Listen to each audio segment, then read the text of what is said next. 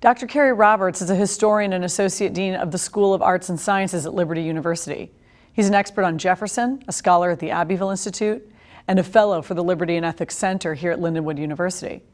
Dr. Roberts delivered the keynote talk at this year's conference, Free Markets and Localism, titled Spontaneous Order and the Origins of American Freedom. He argues that the failure, not the success, of early American settlers led to the development of what we now see as the American character. While dreams of centrally planned utopias failed, the settlers adjusted to their new surroundings, mostly by accident, but in ways that came to define who we are today. For many of us who focus on colonial America, the picture Americans hold of that era can be a source of great consternation for us. It's a picture with two seemingly contradictory worlds. On the one hand are modestly clothed villagers living in small houses in neat little communities, probably in New England where it snows at Christmas time. They have a church at the center of that community, followed by very neat little cottages surrounding it. Maybe there's a school building also somewhere in the vicinage. These are people who, I like to say, spend their day doing the 3 C's. And those 3 C's are making candles, candy, and pleasant conversation. Conversation that is probably peppered with the thees and the thous of the King James English. On the other hand, however, is a starkly different picture of colonial America. It is a picture of a wilderness, a picture of dingily clad settlers trying their best to eke a living out of the soil.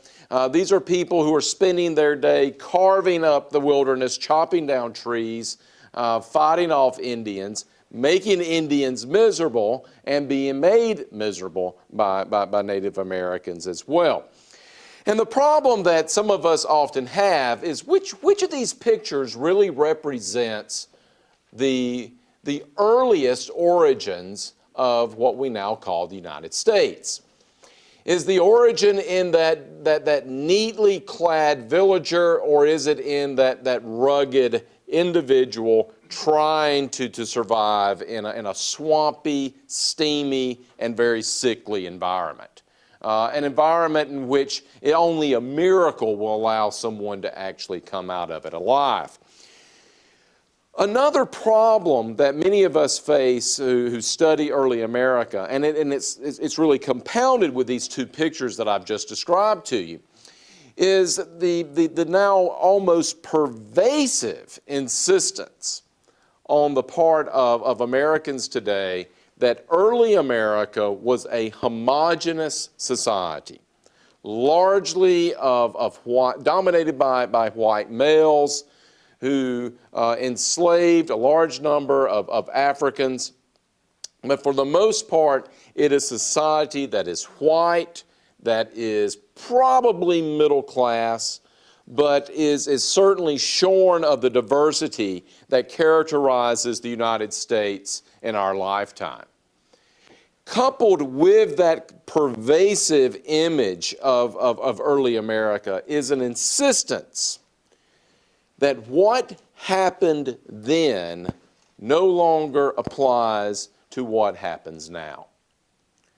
In other words, the kinds of institutions that were created to deal with that white, male-dominated society, based largely on slave labor, is not the kind of institutions and political framework that will work for America in the 20th and 21st century. Americans are just too diverse. We're too democratic. We are too open. We are too inclusive today to be guided by the principles that shape the political and economic institutions of early America. One of the things that I strive to do with my students, and at occasions like this when I have this sort of opportunity, is to stress for you just how diverse colonial America was. If we take into account, for example, language groups and dialectical patterns, we have east of the Mississippi River by far well over 100 different dialectical patterns. We have racial groups that span nearly all the major racial groups of the world in place by the 1730s and 1740s. There are people colonizing North America from most other places in the world. And we think about the English colonizing North America, but don't forget there were other countries also doing this. France, Spain, Sweden. How many of you remember the Swedish colonies? One or two, okay. From which we get two things from the Swedish colonies. We get log cabins, we think, and we're pretty sure we get Conestoga wagons. But there were also not only the famous Swedish colonies, there were the famous Russian colonies, which those people on the West Coast are much more familiar with. We purchased those Russian colonies during and after the American Civil War, and we now call it Alaska. It was originally called Russian North America. So this is a fairly rich and diverse place. It was hardly a place dominated by the wealthiest white males. It was a place where there were efforts to impose visions of order concocted in Europe, especially in England, but visions of order that failed to materialize in virtually every colony. And the bulk of the presentation that I'm going to be providing to you this afternoon is really an examination of those visions of order and how they came about, how they developed for each of the colonies, and how in the failure of the colonial leaders to impose those visions of order, that American liberty and American freedom are going to come out. So it's a slightly different understanding of America than the glorious march of the Puritans, well, I won't say march, the glorious sailing of the Puritans and the Pilgrims across the North Atlantic, landing boldly on Plymouth Rock, praying before they leap off the boat, jumping onto the soil, planting their flag, and American civilization instantly follows. Instead, rather than that story of success, that story of conquest, that story of the triumph of English institutions, what we really have in colonial America is a story of failure. And not just one failure, but innumerable failures from colony to colony as each colonial visionary failed in their attempt to impose the order they hoped to achieve in the New World. Now, we can begin this story really with the very first colony, with Virginia. And of course, Virginia is going to be settled in different stages. It's perhaps a mistake to even think of Virginia as a singular colony. We could begin talking about Jamestown, and then we can then talk a little bit about the colony of Virginia itself. With Jamestown, the initial settlers who came over really were promised a vision of economic wealth. The men who prompted that settlement in the early 1600s had never seen North America. They had only heard wild tales of what North America must be like, tales which were coupled with biblical imagery of a Garden of Eden. The vision that these men came over was one that brought them to the New World, was one of a vision of a worker's paradise, where they would be warm, content, eating an abundance of food, and surrounded by willing women. Now, once those, and many of you seem like that would be a paradise for you. Okay. Once they arrived, however, such was not going to be the case.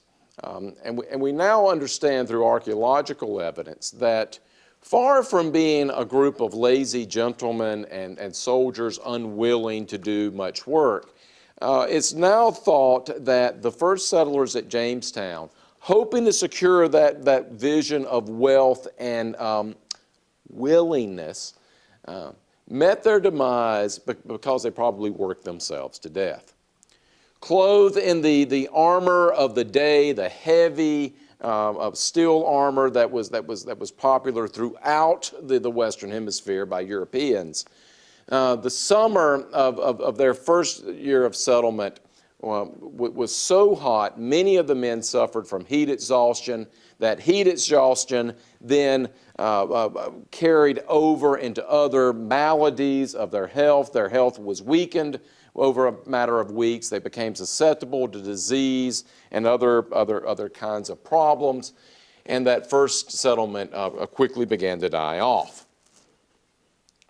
Now, I could give you a few other examples of where additional settlers to the Jamestown colony, or what was then called James Fort, met a similar demise. But what I think is the really important part of this story is how James himself and his lieutenants, I guess we should say, in the British government, in the English government, reacted to the failures of the colonists. If Joseph Stalin had been in charge of the Jamestown colony, and he heard of the demise of these settlers, he would have gone down the streets of London and likely have found the men he would have blamed for this demise, and would have told one of his henchmen, I wish so-and-so would just go away. In other words, the position would have been, we need to have much greater control, much greater oversight, much greater attention to what's going on at the ground level in this colony. In short, a modern approach to the failure of early Jamestown would have been exercising more control and planning over that colony. And yet that is not what James did. James gradually withdrew his control over the colony and assumed that this was going to be a great public relations tragedy, one that he did not want to have on his hands. And so over time, from 1607 into the 1610s, James I is going to gradually withdraw his oversight over the Virginia and Plymouth, the London and Plymouth Company, and then later the Virginia Company. What better way to deal with a problem, James thought, than let's just issue another charter. Let's just create a new company. All those problems that we had in 1607, 1608, 1609, that was the London and Plymouth Company. This is the Virginia Company, and it's going to do much better.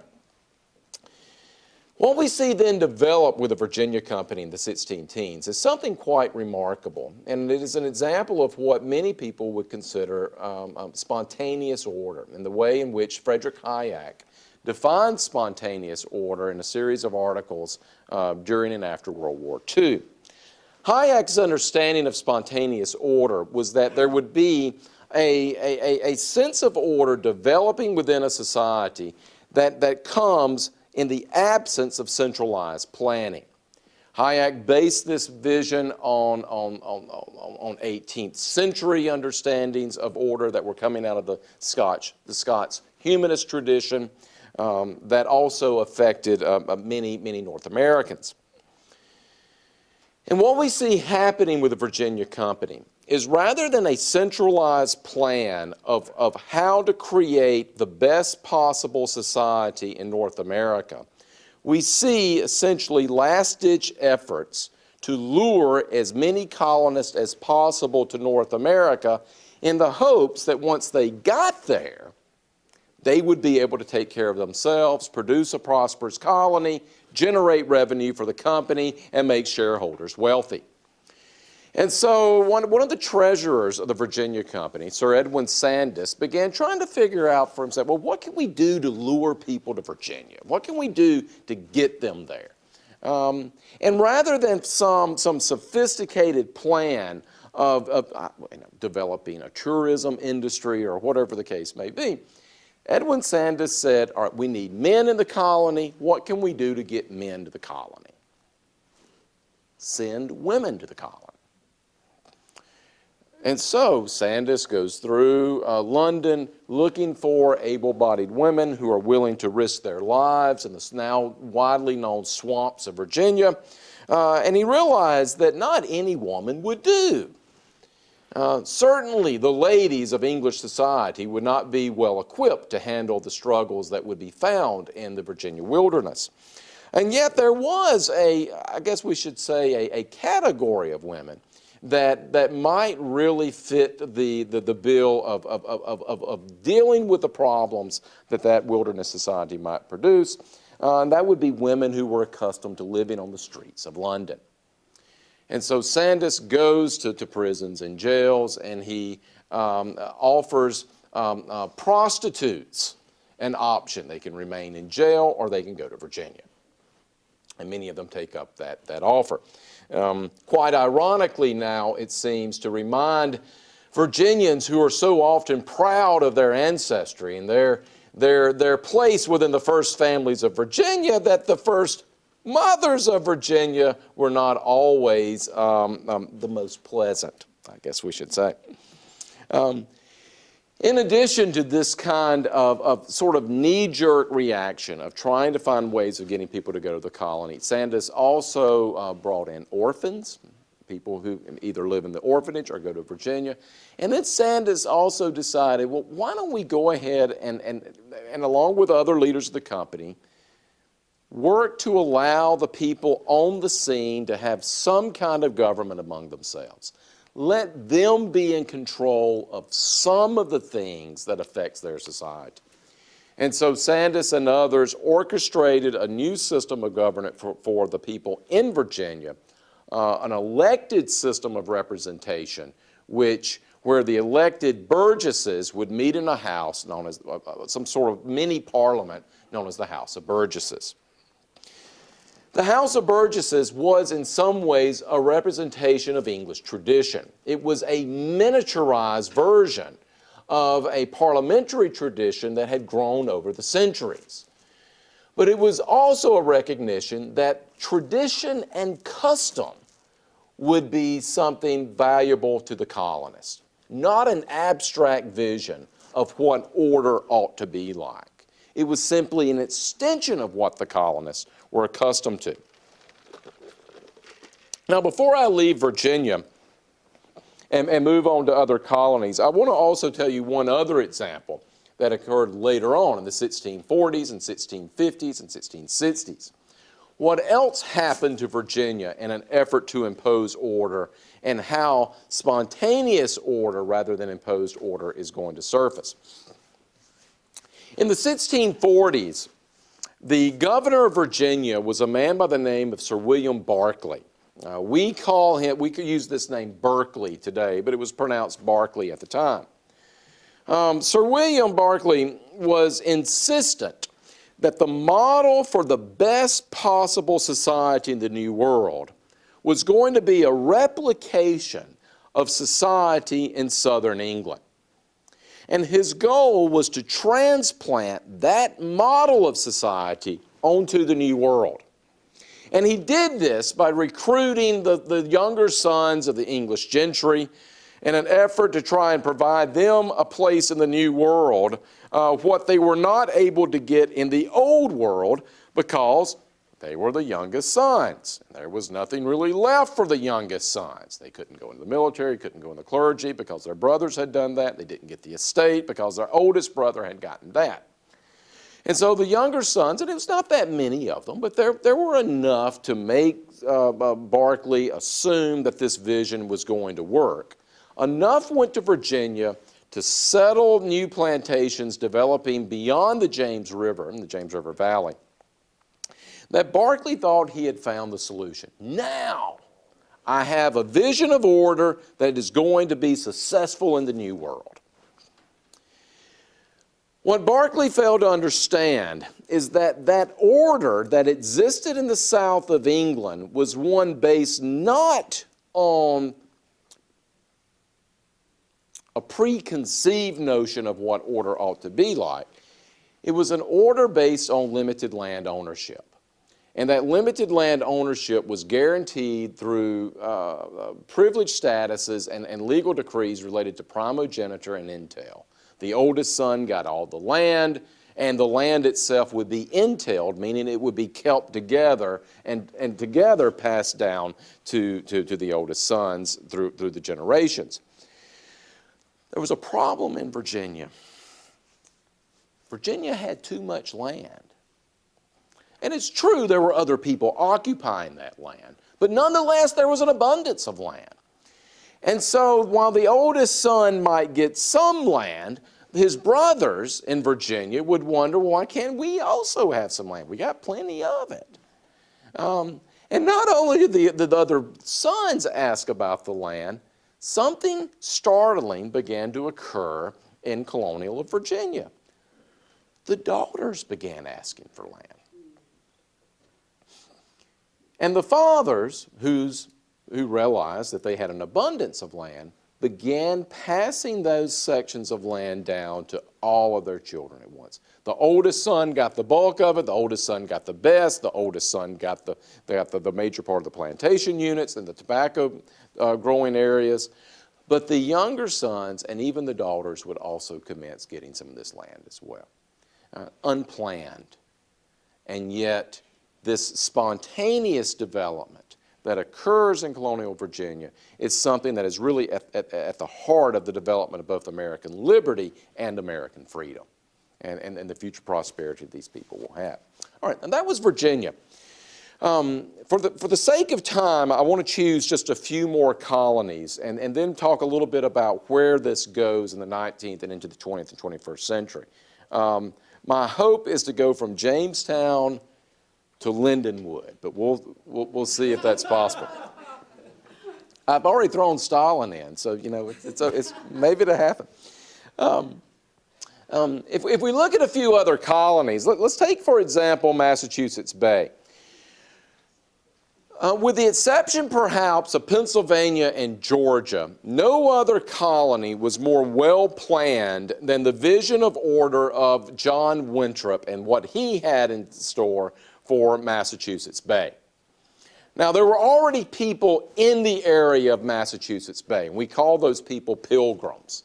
The pilgrims were actually on their way to Virginia. The Mayflower was blown off course. They arrive off the coast of Massachusetts, and it is because they were blown off course. They thought they were outside the bounds of established English society, and it's for this reason they formed the Mayflower Compact, which was, for the most part, really a set of church covenants, but it is something that grew and expanded beyond those confines. When Winthrop comes to Massachusetts Bay, he has a vision of order that is founded on a Puritan understanding of Christianity.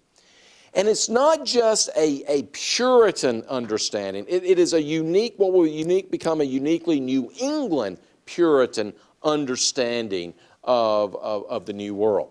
And my friend and former colleague, Richard Gamble, has explored this vision of John Winthrop in great detail. Winthrop borrowed from Matthew and the words of Christ recorded in Matthew that Christ said that his disciples should remain a city on a hill, a light, a beacon for others to follow. And up until John Winthrop, according to Professor Gamble, up until John Winthrop, most Orthodox Christians had interpreted those passages in Matthew as the need for Christians to maintain their doctrinal integrity, to maintain the purity of the gospel, the purity of the Christian message. But Winthrop is going to politicize that passage. Winthrop is going to take that passage and turn it into a blueprint for earthly cultural transformation. And like other Puritans, especially the future New England variety, Winthrop insisted that Christ was not only king, he was not only the head of the church, He was not only over the church, he was also over the temporal realm. And that Christians had a duty to ensure that political society outside the bounds of the church, should match Christian virtues and a Christian understanding of how things occur. Now, let me kind of briefly explain this. For the Puritans like John Winthrop, they insisted that there was a Christian way of doing everything. There would be a Christian way, for example, of sitting here, listening to someone wax on and on and on and on and on. There would be a Christian way of dressing. There would be a Christian way of cooking dressing. There would be a Christian way of eating dressing. There would be a Christian way of building a house. There would be a Christian way of building a town. There would be a Christian way of building a political system. And that the goal of each Christian ought to be to glorify God in each and every action that a person did. The Puritans in New England even struggled, and I won't be crass with this. I mean, you think about some of the bad things you do over the course of your day, things that you don't want anybody sharing with you. The Puritans assumed there was a Christian way of doing those things. The Puritans insisted there was a Christian way of dreaming, and that if a person's dreams were too carnal or somehow evidence of sin, then clearly that person needed to work at controlling their dreams. So rather than just think of dreams as your brain throwing up at night, it was there has to be something that could be done to shape your dreams. So for John Winthrop, his vision of order for Massachusetts is that it would be a place where people would come who want to glorify God in everything they do. There would be a political arrangement, and that political arrangement, according to Winthrop, would be one that there would be tight control by a limited number of people.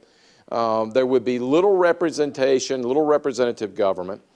In fact, Winthrop purposefully hid the charter that he had secured from royal authorities, which demanded that people do have a representative form of government, modeled in part on what had gone on in Virginia. But what I want to focus on here is really the tragedy of that Puritan vision, not the political side of things. I could talk about that. But it's the religious side of things that I think is most important here. Remember, this is a religious vision.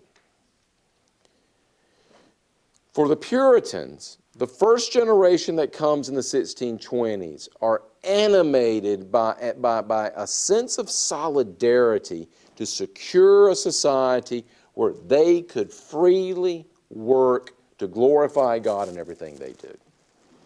Are they after religious freedom? Yes, they're after religious freedom. But they're after religious freedom to be Puritans. They're not after religious freedom to be Quakers or Roman Catholics, heaven forbid. That's not in there. That's not going on. They want people to come there and freely be Puritans.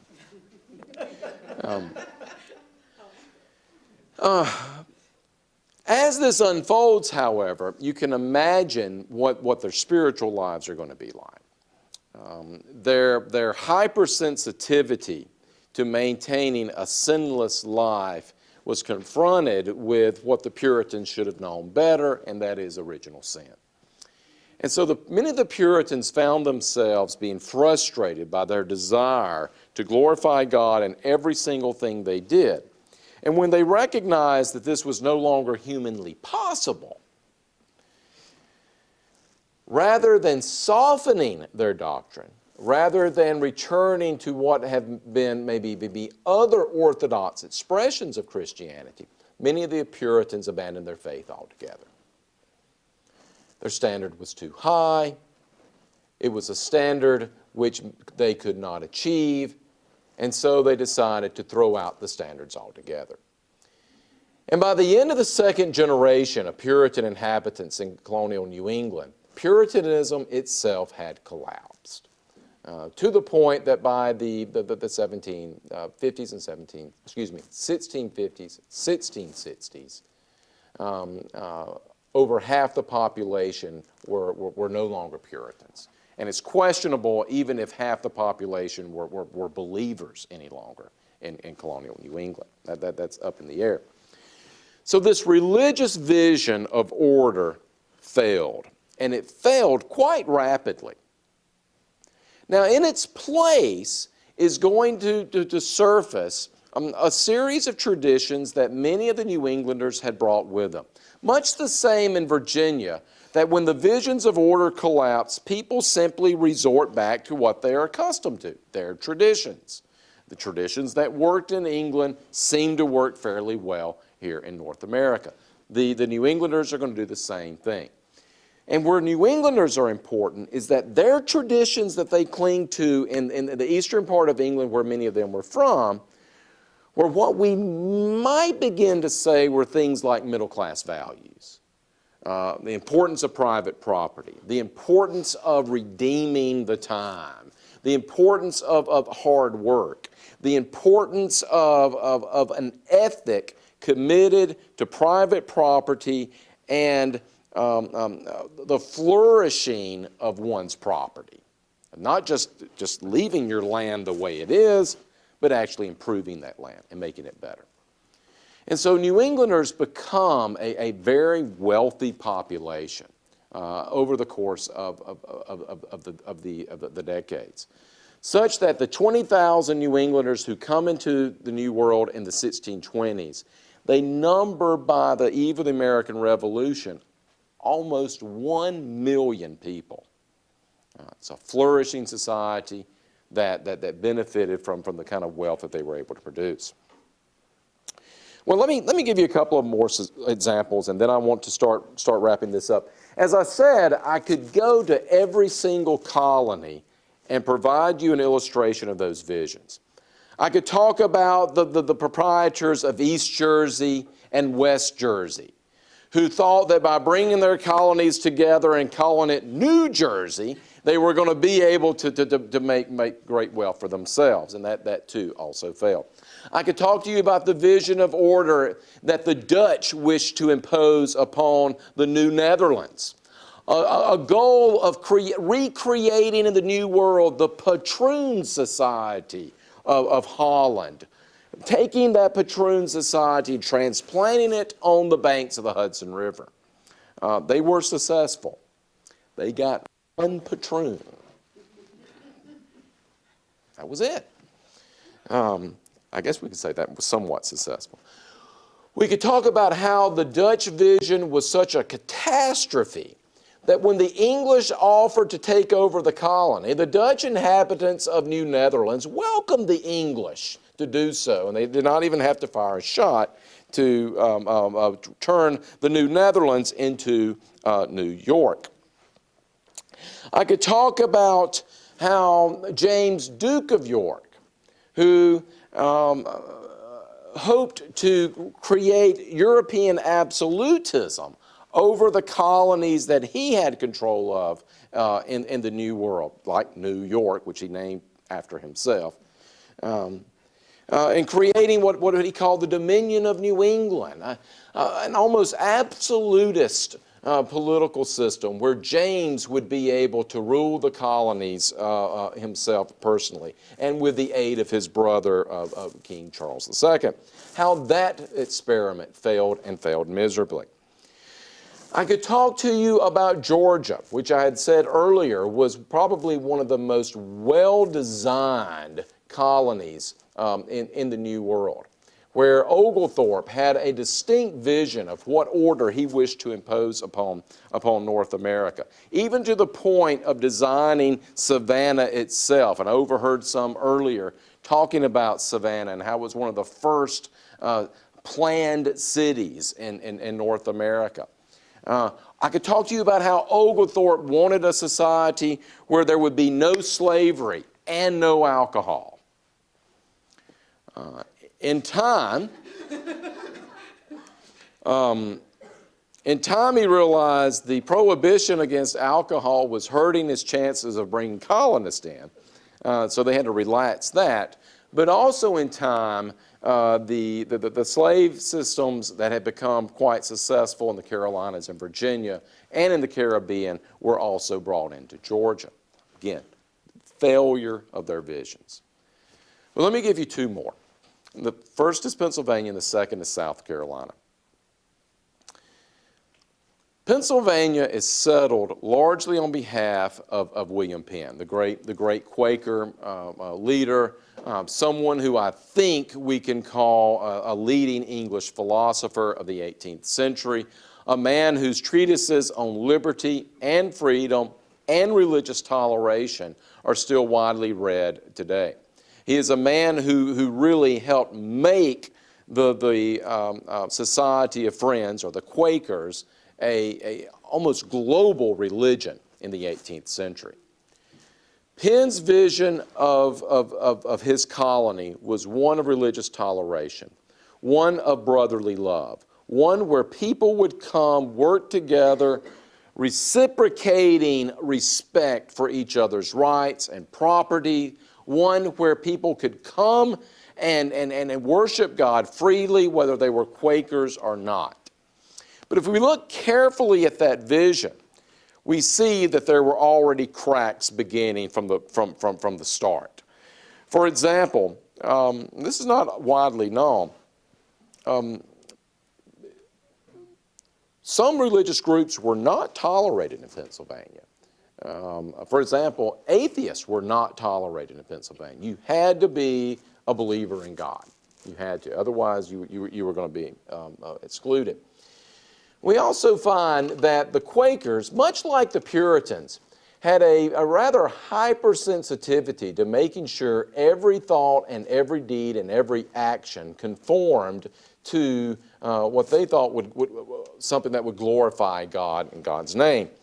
The Quakers began to see their population decline by the early to mid 18th century on the eve of the American Revolution. Because, religiously speaking, many Quakers began to think that any form of earthly pleasure was separating them from reaching their inner light and connecting with the Godhead. Any form of earthly pleasure. Now that includes good food, which would have built up their nutrition and helped them survive various epidemics and diseases that were passing through the area. It also meant they had a little bit of a problem with reproduction. And so the size of Quaker families, even though they were fairly large compared to European families at this time, the size of Quaker families began to decline somewhat. It was also the case that Quaker tolerance of other groups meant other groups came to Pennsylvania. And they competed with the Quakers. And they did not share with the Quakers this commitment to loving others as you would have them love you. They didn't share with the Quakers this commitment to the Golden Rule and what the historian David Hackett Fisher calls reciprocal liberty. Rather, these other groups competed with the Quakers for land, for privilege, for control, and in the end, by the eve of the American Revolution, the Quaker families had begun to consolidate their power throughout eastern Pennsylvania. So much so that some scholars have hinted that the colony founded on brotherly love had become politically the most corrupt colony in North America by the time of the American Revolution. I'm not sure I agree with that, but the point here is that this vision of order came to an abrupt end and failure.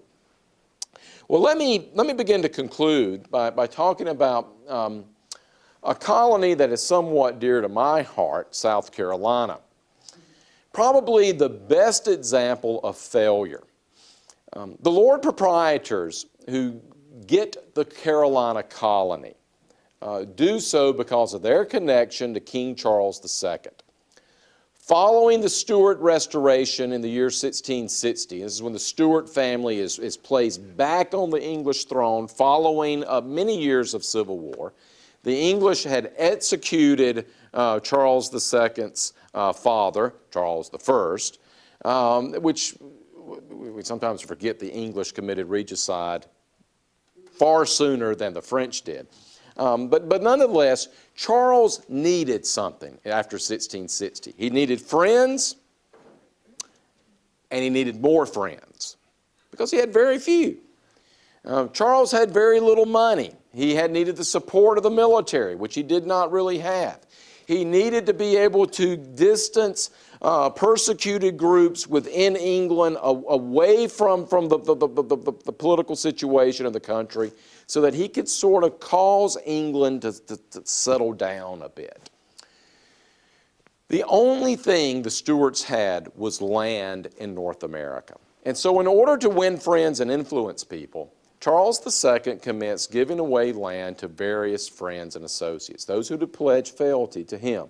And these would be proprietors, especially the lords proprietors of the Carolina colony. A group of about half a dozen men who, showing their respect for the gift Charles had given them, they named the colony after Charles. Carolina, which is derived from the Latin way in which Charles spells his name. The most important of these proprietors was a man by the name of Anthony Ashley Cooper, which time now remembers as Lord Shaftesbury, who, like William Penn, was one of the great authors of treatises on liberty and freedom in the English language during the 18th century, 17th and 18th century. I'm sorry, you may know Shaftesbury's private secretary, a man by the name of John Locke. You heard of him? Okay. Yeah. With the assistance of Locke, Shaftesbury is going to construct a constitution for Carolina. Now, there are already people living in the Carolina colony, by the way. But this constitution was the bravest, boldest experiment in imposed order of any colony in North America.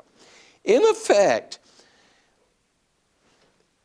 Shaftesbury wanted to recreate French feudalism in Carolina.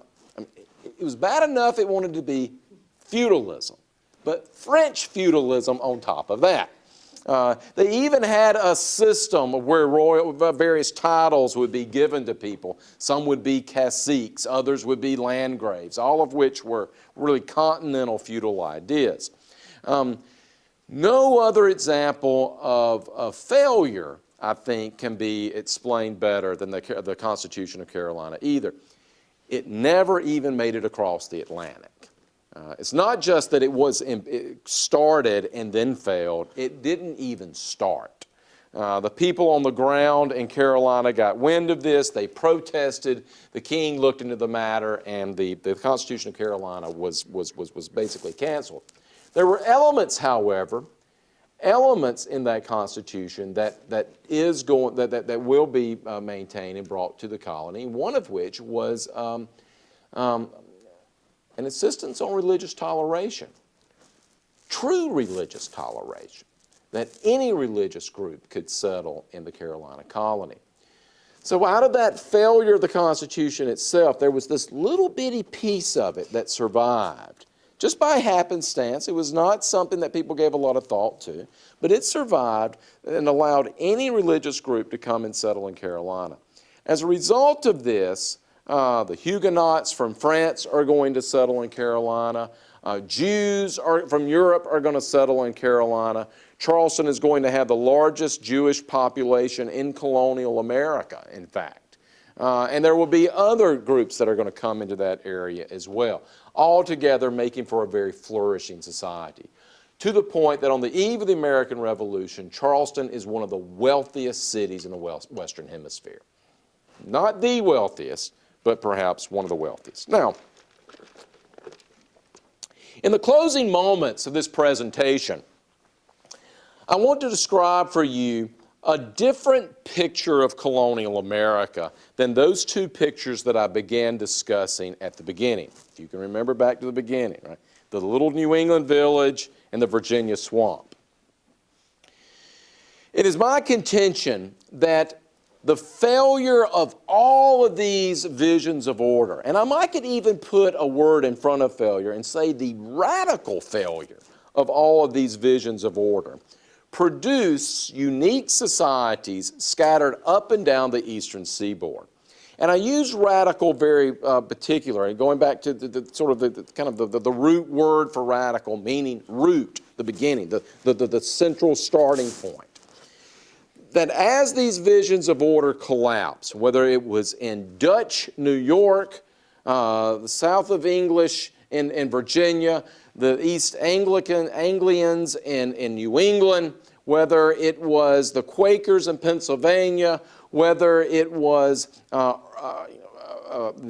Oglethorpe's views in Georgia, that as these visions of order collapse, the people on the scene resorted back to the customs and traditions that they were familiar with. What was transplanted unknowingly to North America was custom. What was failed to be transplanted to North America were these grand visions of bold new societies. What failed in North America was commitments to cultural transformationalism. What survived in colonial North America, for lack of a better word here, I think, and I'm happy to be challenged on using this term, is what we might call, what survived and what succeeded was cultural conservatism. In each of these colonies, these forms of cultural conservatism, to be sure, rested on the erection of walls and barriers between distinct cultural groups. Walls and barriers. Some of these walls and barriers are going to be completely artificial. The colonial line between North and South Carolina, for example. It's an artificial line, right? Just draw it across the map. It's only there because this proprietor got this land, and it just so happened that other proprietors got land just south of there. So we draw a line across. Artificial, arbitrary line.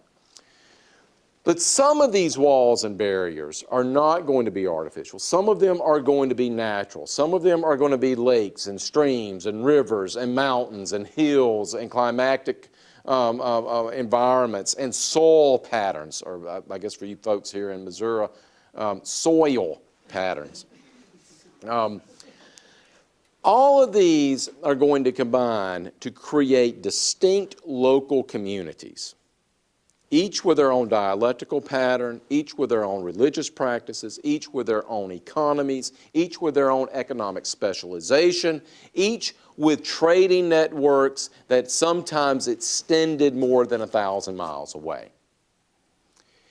In effect, what happens in colonial America, in the failure of these visions of order, is the erection of innumerable parallel societies, not one of which is going to be capable of exercising superiority over any of the other parallel societies.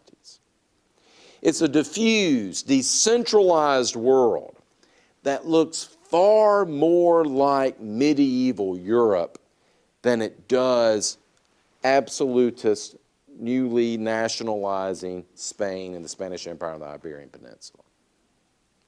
It looks more like the fragmented state of Europe in the 12th and 13th century than it does Europe in the 17th and 18th century, where the forces are consolidating power and consolidating cultural communities and merging them together into one rising nation state.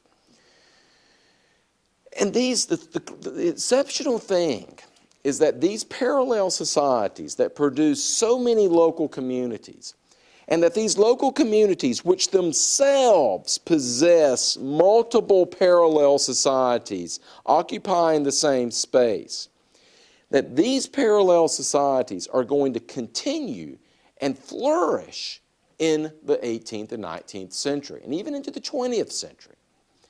And the reason they're able to flourish in the 19th century is because the men gathered in Philadelphia in 1787 at the Constitutional Convention, rather than imposing some artificial political ideal upon the United States, decided it was best to leave these parallel societies alone, to not mess with them. And while there were conversations about things such as abolishing the lines of states, while there were conversations about creating a national economy and even a almost planned national economy, these conversations were overwhelmed by the reality that these parallel societies have become so solidified over the 200 years of colonization that politics itself is incapable of obliterating them. And so the constitutional framework produced in 1787, ratified in 1788, implemented in the first Congress in 1789, is a framework to protect the diversity of cultural interest and economic interest that existed in 18th century America. Far from a framework designed to promote the wealth and interest of wealthy white males, it was a framework which perhaps almost by accident, allowed the flourishing of cultural and economic groups across North America. It is a constitution that was planned, but it was a constitution planned to allow an unplanned society to flourish.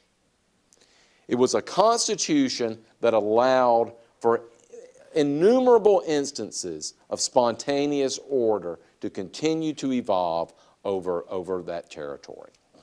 And it's going to continue. It's going to exist. It's going to persevere.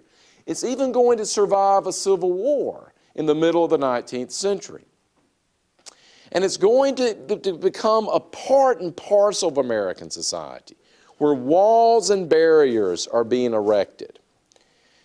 And the contention points, the pressure points of American politics in the 19th, and the 20th, and now the 21st century are where we try to lower those walls and lower those barriers. Barriers which had existed in some cases for centuries. And in replace of those walls and barriers, to impose upon the United States a singular vision of American identity, a singular vision of the American nation, a singular vision of a common interest. And the failure of those efforts to impose those singular visions ends up making America what it is today. And we're in the midst of this. Since World War II and during the Cold War, it was quite easy to impose that sort of singular vision of what America ought to be. And now that the Cold War is over, and now that the war on terror seems to have not been as successful as we had hoped. We see the polarization of American society emerge. Polarization on cultural matters, polarization on economic matters, polarization on healthcare matters, polarization on diets. Who would have ever thought we would have made politics, soft drinks a matter of politics? Actually, this is sweet tea, so I can get away with it. Welcome to polarized America, ladies and gentlemen. Welcome to an America that is getting back to normal. Because that's who we are. Thank you.